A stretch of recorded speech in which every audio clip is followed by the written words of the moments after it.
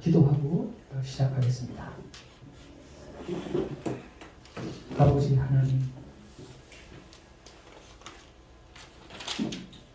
여기에 우리들이 모인 것은 우연이 아니며 내 삶의 인도자가 되시는 하나님께서 오게 하셨고 훈련받게 하신 주님의 섭리와 특별한 목적이 있는 걸 믿습니다. 왜 그렇게 불러주셨는지 그 이유를 지금은 완전하게 모르지만 하나님께서는 이 과정을 통해서 우리의 삶 가운데 계획하신 것이 있고 장차 하실 일이 있기 때문에 지금 여기에 우리가 모이게 하신 줄로 믿습니다. 그러한 믿음으로 성실하게 훈련받게 하시고 준비되게 하사 하나님의 시간에 하나님의 특별한 목적을 위하여 거룩하게 쓰임받는 우리 모두가 되게 해 주옵소서. 예수님 이름으로 기도하옵나이다. 아멘. 자, 성경을 먼저 한 장 보겠습니다. 요한계시록 14장 1절부터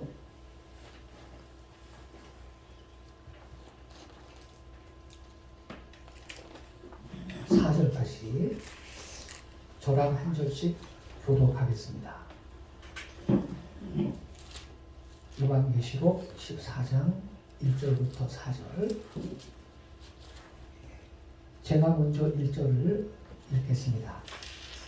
또 내가 보니 보라, 어린 양이 시온산에 섰고 그와 함께 14만 4천이 서 있는데 그들의 이마에는 어린 양의 이름과 그 아버지의 이름을 쓴 것이 있더라. 내가 하늘에서 나는 소리를 들으니 많은 소리가 나고 큰 노래 소리가 나는데 내가 들은 소리는 검은 것 타는 자들이 그 검은 것을 타는 것 같더라. 그들이 보좌 앞과 내 생물과 장로들 앞에서 새 노래를 부르니 땅에서 속량함을 받은 14만 4천 밖에는 능히 이 노래를 배울 자가 없더라. 이 사람들은 여자와 더러 더럽히지 아니하고 순결한 자라. 어린 양이 어디로 인도하든지 따라가는 자며 사람 가운데서 속량함을 받아 저 이름을 배워 하나님과 어린에게 속한 자들이니. 5절은 같이 읽겠습니다. 그 입에 거짓말이 없고 흠이 없는 자를 믿어라. 아멘. 여러분 여기 보면 14만 4천 명이 나옵니다. 1절에 보면 14만 4천 명이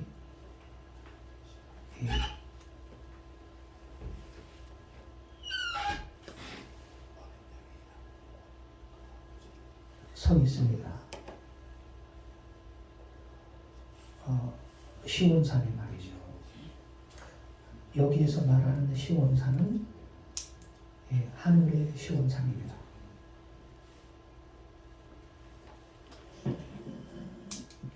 근데 여기를 좀 접어두시고요. 책갈피로 접어두시고 7장으로 한번 가봐요. 요한계시록 7장 가면 거기에 14만 4천이 또 나와요.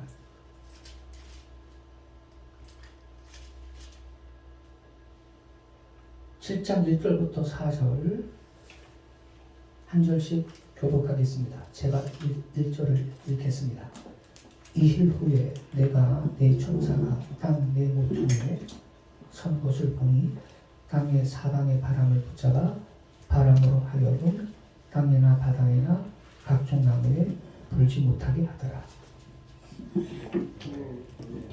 또 사람과 살아계신 하나님의 이름을 가지고 해 돋는 데로부터 올라와서 땅과 바다를 해롭게 할 권세를 받은 내 전사를 향하여 큰 소리로 외쳐 이르되 우리가 우리 하나님의 종들의 이마에 인치기까지 땅이나 바다나 나무들을 해하지 말라 하더라. 내가 인침을 받은 자의 수를 들으니 이스라엘 자손 각 지파 중에서 인침을 받은 자들이 14만 4천이니. 자, 여기 이스라엘 자손의 각 지파 중에서 14만 4천 명이 인침을 받았다. 기록이 되어 있습니다. 예. 누가 인침을 받았다고요? 이스라엘 자손의 각 지파 중에서요. 예.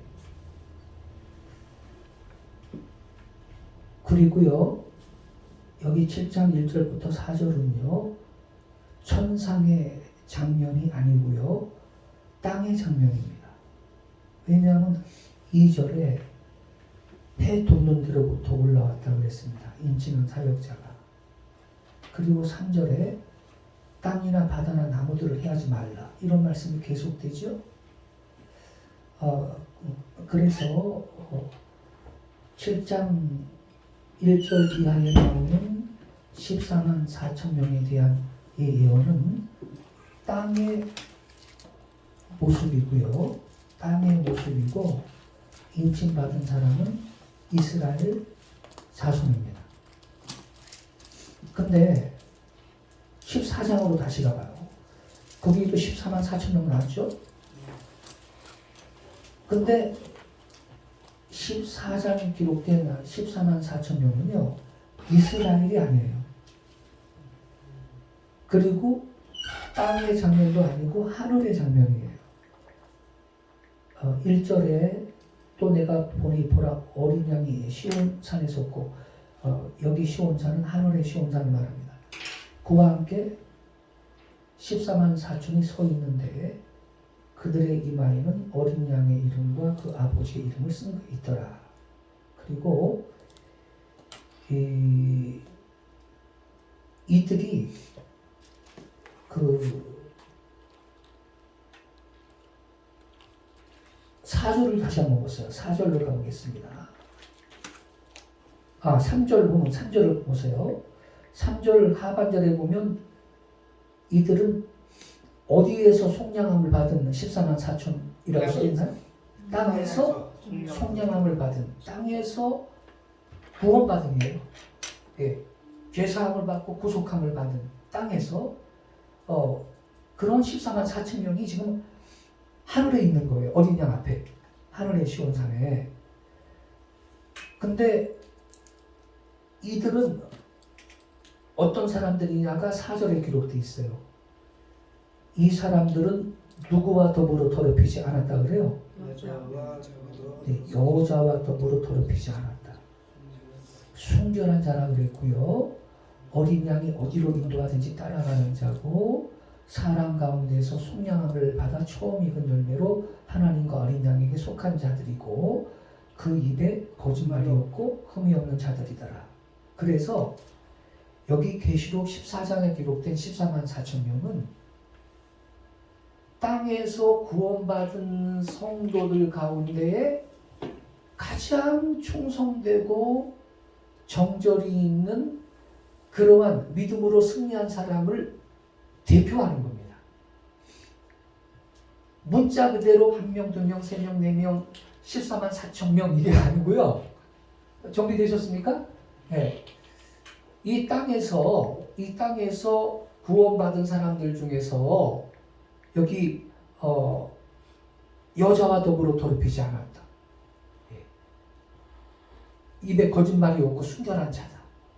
흠이 없는 자다. 이런 말씀을 볼 때 땅에서 구원받은 사람들 가운데 가장 충성되고 신실한 이긴 성도들을 대표하는 그 사람들이 14장에 나오는 14만 4천 명인 거예요. 예, 정리되셨죠? 자, 원래는요. 그래서 오늘 유인물을 갖고 7장의 14만 4천 명하고 여기 계시록 14장의 14만 4천 명이 같은 사람들이냐? 그거 공부하려고 그랬거든요. 네. 같은 사람이 아니에요. 네. 계시록 7장은 이스라엘이에요. 이스라엘. 네. 이스라엘 백성들 가운데서 구원받은 사람을 총칭하는 거거든요. 그래서 그것을 먼저 오늘 공부를 할 계획이었지만 바꿔도 상관없어요. 오늘은요. 자, 여기 14장에 보면 이 사람들은 첫 번째 특징이 뭐냐면 여자와 더불어 더럽히지 아니하고 순결한 자라 이렇게 기록이 되어 있어요. 자, 그렇다면 여기 그 남자분들 우리가 나중에 그 하늘의 시온산에 어린 양과 함께 서서 주님께 새 노래로 영광 돌리는 훌륭한 사람이 되려면 여자는 멀리 해야 되겠죠? 독신으로 살아야 되겠죠? 아닙니다. 이렇게 해석하는 사람이 있어요. 있어요. 그렇게 주장하는 사람이 있어요. 소위 7년 대환란이 있는데 그것도 또 7년 대환란 가운데 특별히 독신으로 살면서 순교를 각오하고 복음 전하는 전도자다. 또 이런 해석도 있어요. 7년 대환란이 있다 없다는 일단 내려놓고요. 네. 있다고 한번 칩시다. 그러면 그 기간에는 여자들은 다 더러운 존재들인가? 독신으로 살아야 그러면 깨끗합니까? 여자들은 다 더러운 존재예요? 그러니까 난 그런 해석을 보면요 너무 마음이 아파요. 네. 뭐 독신으로 살아야지 순결한 겁니까? 여자들을 그렇게 비참하게 만들지 마세요. 또그 대목에서 좀 심각한 게 예. 그 여성 성도들은 구원 못 받나 이렇게 볼 수 있잖아요. 네, 그런 질문이 또 나오게 되는 더 거죠. 심각해지죠. 네. 네. 그래서 여기에서 이 여자와 더불어 더럽히지 아니했다. 여기서 말하는 여자는 실제로 나의 엄마, 나의 누이 동생, 내 아내 같은 여자가 아니고 이 계시록 17장에 나오는 여기 계시록 17장에 나오는 음료를 말하는 거예요. 음료. 아, 네. 예, 이거를 여러분 이해를 잘 하셔야 됩니다. 안 그러면 아주 곡해를 하게 되는 거예요, 성경을. 그래서 음녀가 얼마나 나쁘길래 이 14만 4천 명이 여자와 더불어 이 더럽히지 아니한 사람이라고 이렇게까지 기록을 했을까? 이 음녀가 얼마나 그 악한 존재이길래 이걸 우리가 공부를 해야 된다는 거죠. 자, 그러면 자세하게 한번 음녀의 정체가 뭔지 공부를 하겠어요.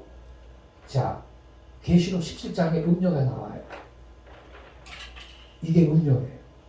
음녀인데, 자, 17장을 한번 보세요. 이제 17장 1절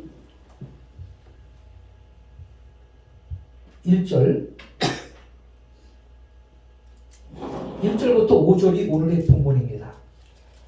저랑 한 절씩 교독하겠습니다. 제가 먼저 1절을 읽겠습니다.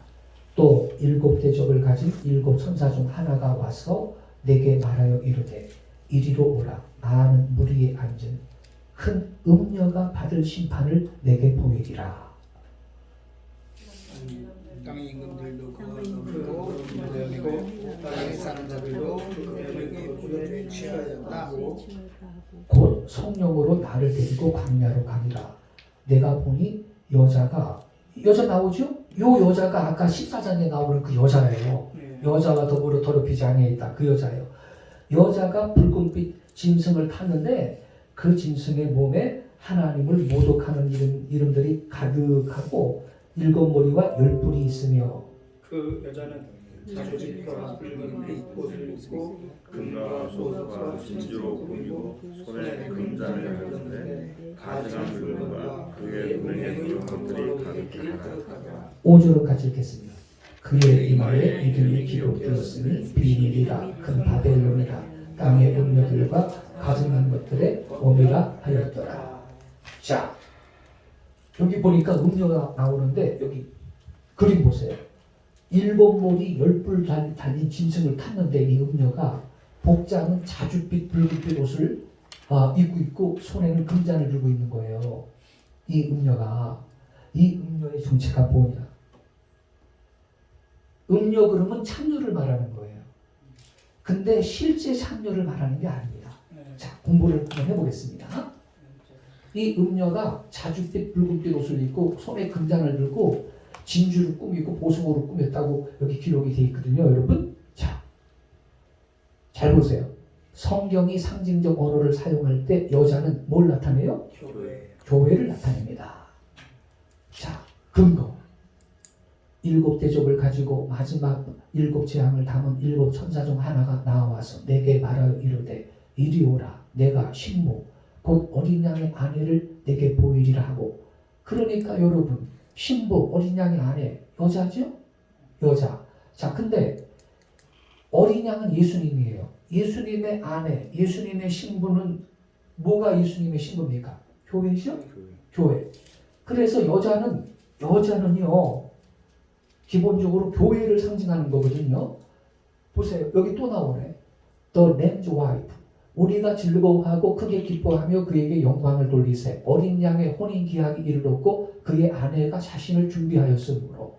어린 양은 예수님이죠. 예수님의 아내는 뭐가 예수님의 아내예요? 교회. 교회죠. 자, 또 있어요. 계시록 22장 17절. 성령과 신부가 말씀하시기를 오라 하시는도다. 또 고린도후서 11장 2절. 사도 바울이 기록한 거죠. 내가 하나님의 열심으로 너희를 위하여 열심을 내노니 내가 너희를 정결한 처녀로, 예수님이 남편이네요. 한 남편인 그리스도께 드리려고 중매함이로다. 그래서 여러분, 성경에서 여자는요 기본적인 개념이 뭐냐? 교회를 상징하는 것이다. 정리되셨죠? 자, 예수님은 신랑이고 교회는 신부다. 세상 끝에 신랑이신 예수님은 자기의 아름다운 신부를 데리러 다시 오실 것입니다. 우리 아가서 2장 10절 같이 읽읍시다. 시작. 나의 사랑 내 예쁜 자야 일어나 함께 가자. 겨울도 지나고. 할렐루야. 이렇게 우리 신랑 예수님이 공중에서 오실 것입니다. 나의 사랑 나의 신부야 일어나라. 아멘. 신랑 예수님의 음성이 들릴 겁니다. 네. 그때 무덤에 있는 성도들은 벌떡 일어나서 부활을 할 겁니다. 아멘. 공중 들림 받을 거고, 우리처럼 살아있는 성도들은 지금 오신다면 죽음을 경험하지도 않고 호련히 변화를 받아가지고 공중으로 들림 받아 주님을 영접하게 될 겁니다. 이게 좀 들림 받고 있잖아 지금. 하얀 드레스 옷 입고 있죠? 할렐루야. 아, 자, 이거 봐요. 여기가 다 들림 받고 있네. 할렐루야. 예, 이게 우리의 복된 소망입니다, 여러분. 자, 근데 예수님의 신부인 교회가 하나님의 뜻과 반대 방향으로 나아갈 때 그것은 영적인 간음이 됩니다. 그래서 음녀가 되는 거예요. 그러므로 음녀는 배교 타락교회인 거짓교회를 상징하는 거예요. 순결한 여인은 참된 교회고요. 음란한 여자는 거짓된 교회입니다. 자, 그러면 이 17장에 나오는 음녀는 진짜로 몸 파는 여자를 말하는 게 아니고 뭘 상징하는 거예요? 거짓교회, 배교한 교회를 상징하는 거예요. 여기까지 정리되셨죠? 자, 그러면 이 음녀의 정체를 우리가 추적을 할 건데, 지금 이 음녀는요, 성경 우리 읽었죠? 복장의 색깔이 자줏빛 붉은빛 옷을 입고 있다 그랬지, 여러분. 자, 보세요. 여기 4절 보세요. 그 여자는 자줏빛과 붉은빛 옷을 입고, 이렇게 기록됐잖아요. 자, 그러면 저쪽에 계신 분들이 요거 때문에 좀 안 보일 수 있으니까 이거 좀 치워드릴게요. 자, 그러면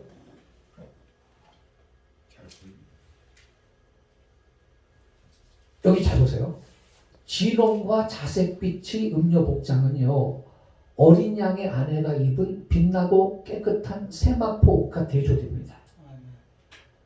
계시록 19장 7절 8절 같이 읽읍시다. 시작. 우리가 즐거워하고 크게 기뻐하며 그에게 영광을 돌리세. 어린 양의 혼인 기약이 이르렀고 그의 아내가 자신을 준비하였으므로 그에게 빛나고 깨끗한 세마포 옷을 입도록 허락하셨으니 이 세마포 옷은 성도들의 옳은 행실이로다 하더라. 자, 여러분, 어린 양의 아내는 어떤 색깔의 옷을 입었나요? 빛나고 깨끗한 세마포 옷.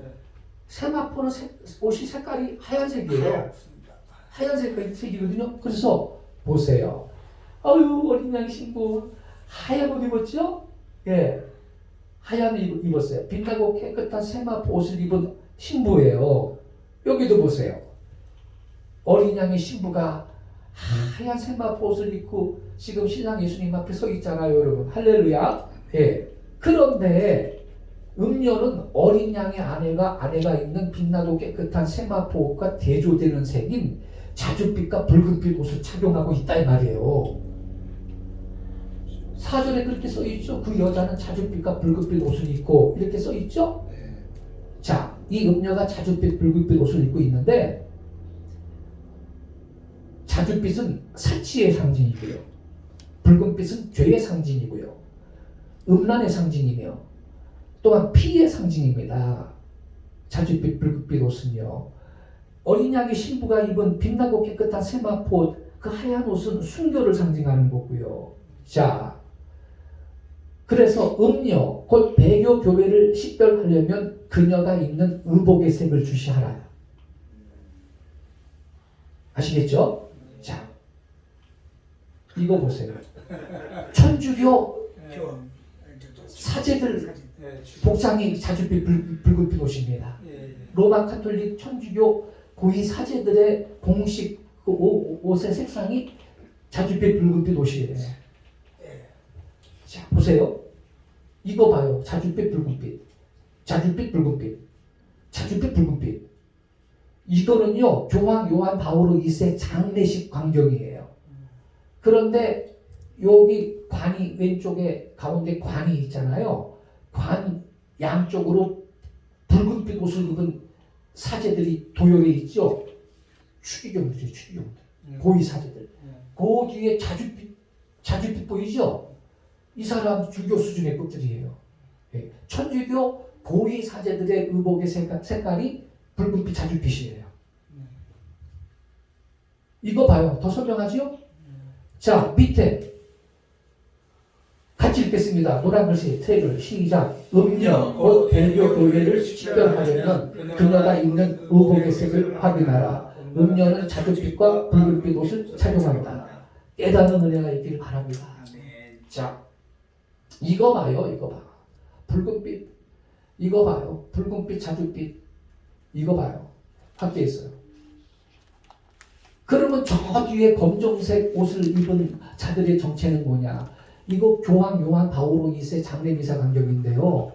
전 세계에서 대통령, 총리, 아주 수상들이 여기 지금 장례미사에 지금 참여한 거예요. 그렇죠. 네. 저기 여기 이게 좀 화면이 작아서 안 보여서 여기 요 사람 부시 대통령이고 여자는 로라 부인 사모님이 여자고요. 전 세계 대통령 총리 수상들이 총집합했어요. 이제 자세히 보이네요. 저기 부시 대통령 아버지 부시까지 와 있네요. 지금. 그래서 여러분 계시록 17장 2절에 뭐라고 써 있어요? 땅에 누가? 왕들도 그녀와 더불어 음행했다.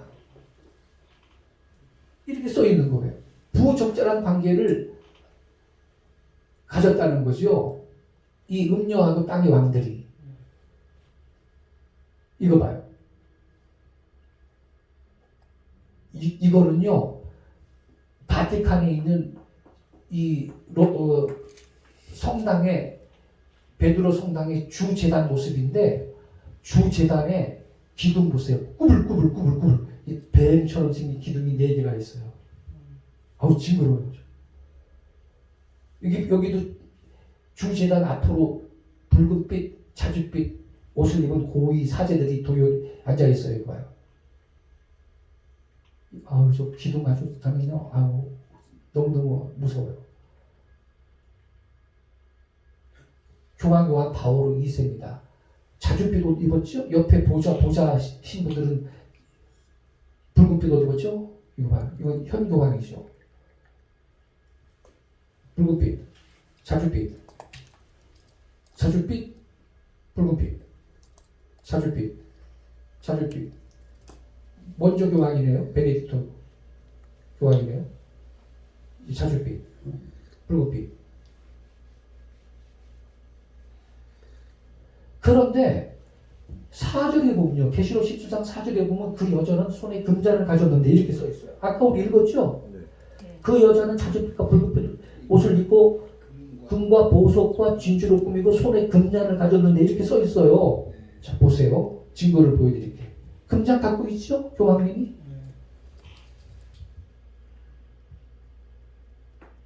현 교황입니다. 프란시스 교황. 금잔 들고 있죠? 금잔 들고 있죠? 붉은빛 옷 입고 손에 금잔 들고 있네. 금잔 들고 있죠? 금잔 들고 있어요. 금잔 들고 있어요. 금잔. 요한 바오로이세 미사를 집전하면서 금잔을 들고 있어요. 그 여자는 손에 금잔을 가졌는데 손에 금잔을 들고 있는 교황 베네딕토 16세. 교황 베네딕토 16세가 교황으로서의 그의 첫 미사를 집전하고 있는데 손에 금잔을 들고 있어요. 자, 이거 왜 손에 금잔을 들고 있을까요? 카톨릭은 미사를 드리는데 미사의 핵심 내용이 성사식을 하잖아요. 그때 집례할 때 이 금잔을 드는 거예요. 교황. 자, 바티칸이 스스로 음료 바벨 노림을 증명해주는 메달인데 1963년에 주제된 바티칸 동정인데 여자가 저 오른쪽 면 보세요. 손에 금잔 들고 있어요. 여자가. 로마 교회 엠블럼은 금잔을 든 여자예요. 자기들이 만든 거예요. 오른쪽 보세요. 오른쪽 동전 뒷면 여자가 손에 금잔 들고 있는 거 보이죠? 그 여자는 금과 보석과 진주로 장식하고 손에 금잔을 가졌다. 계시록 17장 4절 금과 보석과 진주로 꾸미고 손에 금잔을 가졌는데 근데 손에 금잔을 가졌는데 앞에 부분에 금과 보석과 진주로 꾸몄대. 이것은 로마 교황의 부와 사치를 가리킵니다. 500개의 다이아몬드를 입힌 금잔입니다. 비오 9세에 의해서 1854년 12월 8일 마리아의 무원죄 잉태를 공포하는 미사에서 처음으로 사용되었습니다. 500개의 다이아몬드를 입힌 금잔. 저기 그 주교관이 있잖아요. 이게 지금 선명하게 안 보이죠? 깜깜한 데서 보면 저 주교관이 전부 다 다이아몬드 박혀있어요. 진주 다이아몬드 다 박혀있어요. 주교관에. 금반지도 이렇게 두꺼운 걸 끼고 계시고. 로마 카톨릭 교회는 아주 부유하다. 로마 카톨릭 교회에 있어서 대부분의 상들은 금과 값비싼 보석들로 덮여진다. 교황의 궁전은 전 세계에서 가장 사치스러운 가운데 존재해 왔습니다. 교황은요, 제2차 바티칸 공의회 때까지 공식적으로 진주와 보석으로 장식된 티아라라고 하는 삼중관을 썼는데요. 요런 관을 쓰고 교황이 집례를 했는데 전부 보석 다이아몬드 박혀 있는 거예요. 11개 사파이어, 19개 에메랄드, 32개의 루비, 252개 진주와 529개 다이아몬드로 장식된 삼중관도 있어요. 요런 다이아몬드 보석 박힌 이 삼중관을 쓰고 교황들은 활동을 했다니까. 여러분, 삼중관. 그럼 교황은 왜 삼중관을 썼느냐? 요한계시록 19장 11절부터 14절에서 그 답을 찾을 수 있는데요. 계시록 19장 11절부터 13절까지 제가 읽을게요. 또 내가 하늘이 열린 것을 보니 보라 백마와 그것을 탄 자가 있으니 그 이름은 충신과 진실이라. 그가 공의로 심판하며 싸우더라. 12절 그 눈은 불꽃 같고 그 머리에는 많은 관들이 있고 또 이름 쓴 것 하나가 있으니 자기밖에 아는 자가 없고. 13절 또 그가 피 뿌린 옷을 입었는데 그 이름은 하나님의 말씀이라 칭하더라. 14절 하늘에 있는 군대들이 희고 깨끗한 세마 옷을 입고 백마를 타고 그를 따르더라. 자, 여기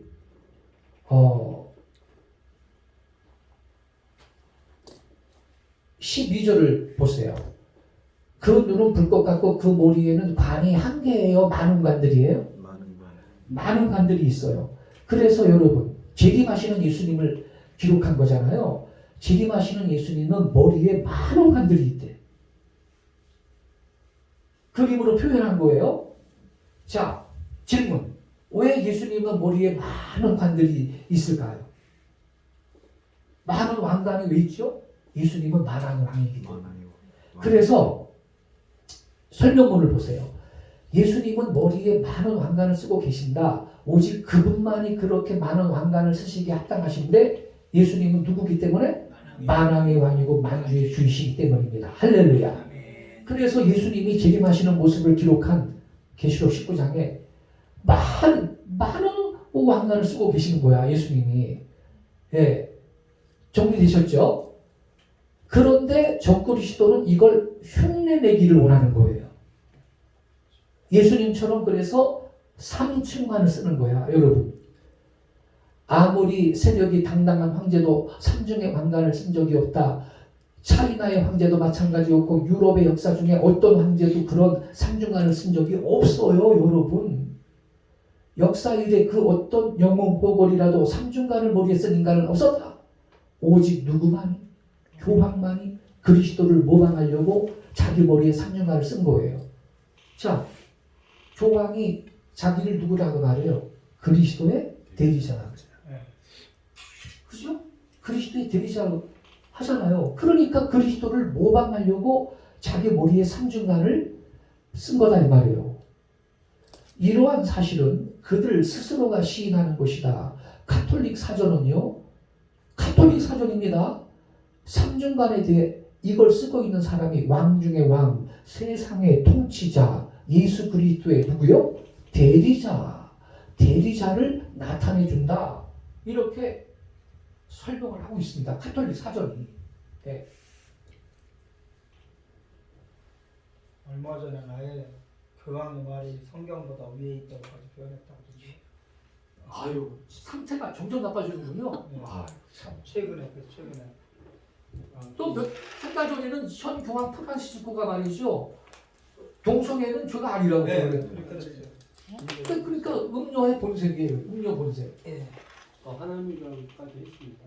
그렇습니다. 네, 자료에는 하나님이라고까지 했습니다. 이야. 자, 그럼 보세요. 이제 여기 계속 이거 있잖아요. 교황 비오 12세가 1951년 사진입니다. 1951년 우리나라 6.25 전쟁 때 그때인데 가마 타고 다니는 거예요. 가마 타고. 가마로 운반이 돼. 근데 지금 이게 그림이 작아서 그렇지 여기 삼중간 썼거든 여기. 네. 보석이 박혀 있는 삼중간을 여기 썼고요. 이 옷이요. 교황의 옷이 고가의 옷입니다. 그렇겠죠. 세상 어느 연예인도 입은 만큼 고가의 옷을 못 입습니다. 고가의 옷을 입고 삼중간을 쓰고 가마로 운반이 되는데 이 뒤에 큰 부채 보이죠. 햇빛 들으면 햇빛 가려주는 형이에요. 자, 그러면 우리 예수님이 이러한 호화를 누렸습니까? 아니죠. 예수님은요 평생 한 번 짐승 탄 적이 있는 것도 그것도 새끼 낙이 탄 적이 없어. 죽기 직전에, 그죠? 예루살렘 입성할 때 예수님은 자기 발로 걸어 다녔어요. 제자들 모아놓고서는 야 가마 갖고 와. 그리고 예수님이 가마 타고 다녔어요. 예수님은 오히려 제자들의 발을 씻겨주셨죠. 이렇게 숭배를 받는 거야 교황이. 이렇게. 왜냐하면 아까 말씀하셨네. 지상에 계시는 하나님이야. 교황. 천주교에서 교황이라는 존재는 지상에 계시는 하나님입니다. 이런 숭배를 받는 거야. 근데 이분 누군지 알아요? 문선명이야. 통일교 교주 문선명. 문선명이 한 북인 한학자인데 삼중간 썼어요? 1층만 썼어. 그러니까 교황님은 따라도 못 가는 거야. 네. 수준이 아니 참 문선명이가 이단으로 살려면 제대로 하지. 지가 하나님 예수님 재림주라 그랬으면 지도 3층간이나 5층간을 써야 될 거 아니에요? 그러니까 교황 수준은 근처도 못 가. 아무리 센 이단도. 로마는 엄청난 예술품들과 보화들을 수요하고 있다. 소장하고 있는 미술품만 해도 수십조 달러가 되는데 이 세상 어디에도 찾아볼 수가 없는 진귀한 것들이 소장되어 있고 수억 달러에 달하는 금과 보석들이 엄중한 경계 속에 바티칸이 진열장에 진열되어 있습니다. 또한 교황은 이탈리아 주식의 27%를 독점하고 있고 세계 가톨릭 교회로부터 세금을 걷는 것 외에 광대한 토지와 건물을 가지고 있고 여러 가지 사업을 장악하고 있습니다. 지금은요, 로마 교황권이 전성기가 중세 암흑 시대잖아요. 그때에 비하면 조금만 갖고 있는 거야. 그래도 대단히 갖고 있는 거예요. 그 중세 암흑 시대는 말도 못하는 거예요. 자, 그런데 6절에 보면 이 여자가 누구의 피에 취했대요? 성도들의 피와 예수의 증인들의 피에 취했대. 이 여자가 여러분 로마 교황권 교황의 전성기인 중세 암흑시대 1000년이라고 그러잖아요. 보통 중세 암흑시대를 1000년이라고 그러는데 그때 5천만 명 이상의 성경대로 믿는 신자들이 박해를 받아서 화형으로 참수형으로 고문을 당하면서 학살당한 거 아세요? 이게 역사예요. 최하가 5천만 명인데 지금 여기 맨 끝에 플러스 있죠. 플러스. 8천만 명까지 보는 학자들이 많아요. 8천만 명 이상. 8천만 명. 1000년 동안 8천만 명이야. 죽인 게. 엄청 죽인 거예요. 그리스도의 대리자님께서. 자, 보세요. 어떻게 죽였느냐. 보세요. 로마 교황은 자신이 양심적으로 믿는 신앙 때문에 로마 교회가 강요하는 가르침과 우상 숭배를 받아들이지 아니하고 하나님의 말씀에 근거하여 성경을 높이 쳐들며 죽음도 불사하면서 죄를 대항하여 피로 한거한 5천만의 남녀들을 이단이라고 정죄해서 종교 암흑 시대 동안에 살상한 것으로 추산된다. 일찍이 인간 가운데 존재했던 어떤 제도보다도 로마 교회는 더 많은 무지한 사람들의 피를 흘리게 했다는 사실이 역사에 대한 완전한 지식을 가진 개신교인에게는 의문의 여지가 없는 거다. 근데 여러분, 걸핏하면 명동성당에 계시는 분들이 인권 운운하죠? 니들이 인권을 말할 자격이 있어? 천만의 말씀이에요. 네. 북한 인권에 대해서 또 한 번 말도 안 해. 자, 어떻게 죽였느냐? 이게 하렘인데 스페인 하렘이라는 곳인데 그 당시에 사진술이 발명이 안 돼가지고 화가들이 목판화로 그려놓은 게 남아있는 거예요. 목판화로. 근데 보세요. 지금 칼을 높이 들고 목을 치는 거 보이죠? 이분이 기도하고 있는데 목 떨어지기 전에 지금 기도하고 있어요. 주님 내 영혼을 받아달라고. 여기는 목 떨어져서 지금 머리가 굴러다니잖아 지금. 예? 여기는 교수형을 다니고 교수형. 그런데 있잖아 여러분, 이게 지금 목을 쳐 죽이기 직전인데 칼을 들고 있는데 여기 오른쪽에 사제가 십자가 들고 서 있죠. 네. 이게 의식이야, 의식. 이단아, 네 영혼을 사탄한테 내어 주노라 이러는 거예요. 십자가를 내밀면서. 그러면 땡다. 이렇게 해서 죽이는 거예요, 저게. 이거는 화형으로 죽이는 거예요, 화형. 여기도 지금 목 떨어진 거 많죠, 지금. 이분도 기도하고 있어요, 지금. 칼 들고. 목베임을 당한 성도들. 그 요한계시록에 목베임을 당한 성도들이 나오잖아. 목베임을 당했고, 저기는 화형으로 죽는데, 여러분. 이 화형도 있잖아. 이렇게 화형을 당하면요, 차라리 나아. 요거는 익혀 죽이는 거야. 익혀서 죽이는 거야. 높이 매달아가지고 밑에서 불 떼고 있죠? 이렇게 죽였어요, 교황이. 성경대로 믿는 신자들을. 화형당하는 개신교회 선구자 센 이사도라.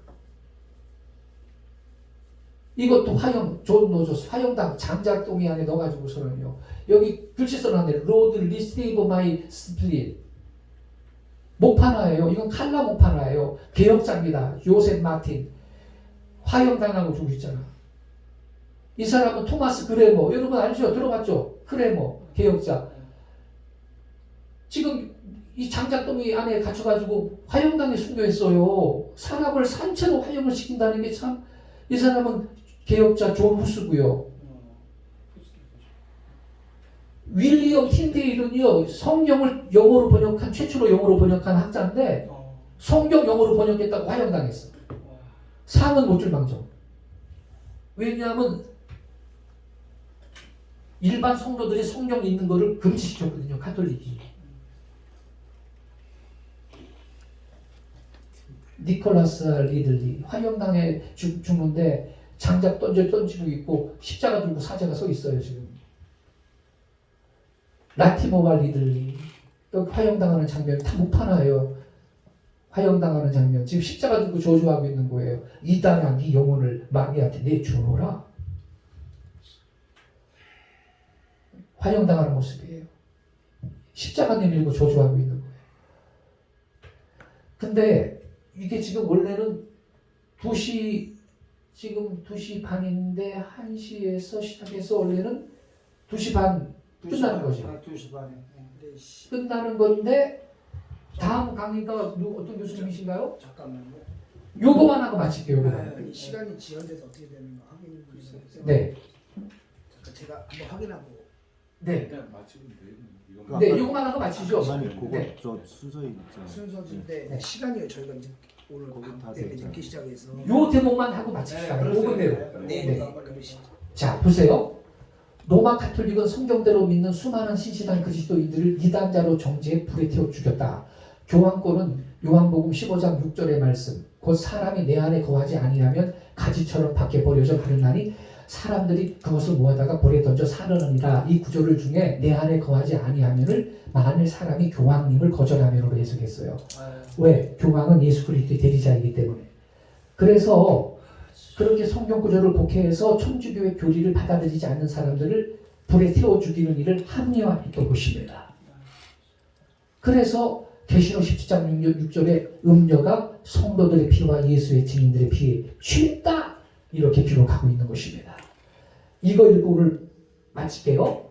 다음 시간에 계속할 거예요. 다 같이 읽겠습니다. 시작. 자신의 피를 흘리는 자는 그리스도이시다. 남의 피를 흘리는 자는 적그리스도이다. 아멘.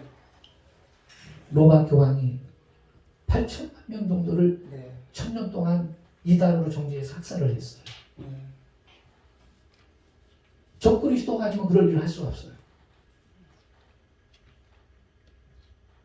자, 그러면 요거까지 읽어야 돼. 요거까지 그래야 이해가 돼요. 자, 요거까지 읽고 요거만 읽고 오늘 마칠게요.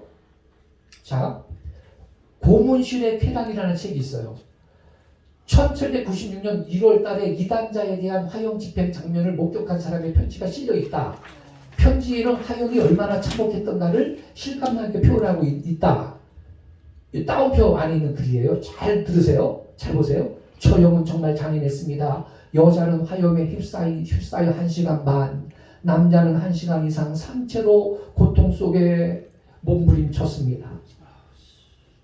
죄인이 계속해서 갈구하는 것은 단지 몇 더미의 장작을 더 태워달라는 것뿐인데 왜 그랬을까요?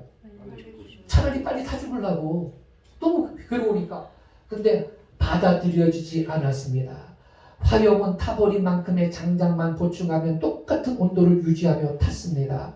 그의 간절한 탄원에도 불구하고 고통이 줄지도 않았고 땔감이 더 많이 허락되어 죽음이 앞당겨지지도 않았습니다. 이거 다음 시간에 이렇게 교황이라는 존재가 악독한 짓을 했습니다. 여러분.